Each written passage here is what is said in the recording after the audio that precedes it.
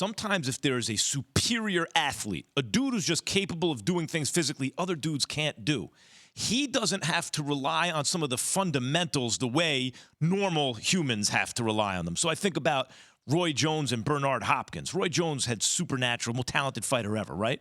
But he didn't age as well as Hopkins, even though he was better in his prime, because Bernard didn't have that talent. He had to know every detail of the fundamentals. I look at Brady.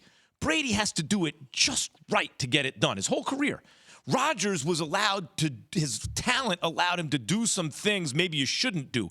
Key, is that catching up with him at all, do you think?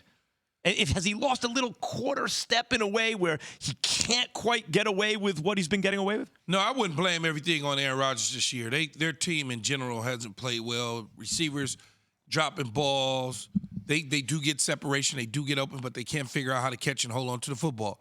The defensive side of the ball in Joe Barry and company hadn't helped him. They're running the football, making a decision not to run at times, hasn't helped him. So I wouldn't put everything on him.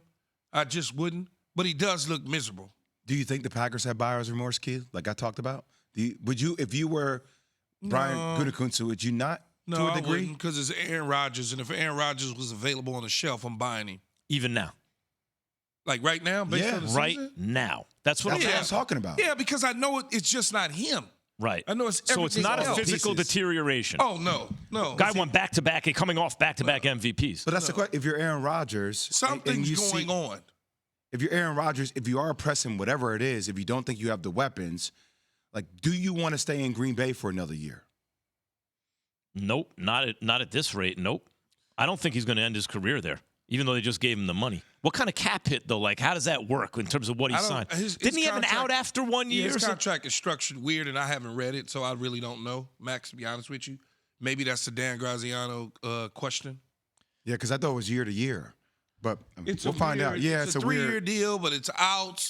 That's what I'm saying. At least, well, in today's player empowerment, guys can tell you when they don't want to be somewhere. It feels like to me like what? I'm just the Packers of player empowerment. I'm just saying, you call whatever the hell you want to call it. When dudes tell you they don't want to be somewhere, the Packers feel to me, Jay, I think you'll appreciate this.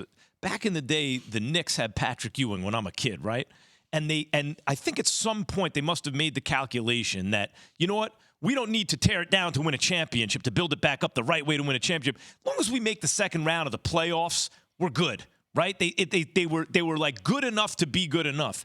The Packers, to me, it feels like, made a calculation with Rodgers at a certain point. We're going to draft his replacement. We're going to spend that first-round pick there. The important thing for us is to continue to be a powerhouse, when what they needed to do was push the chips in to get over the top. Thanks for watching ESPN on YouTube. For live streaming sports and premium content, subscribe to ESPN+.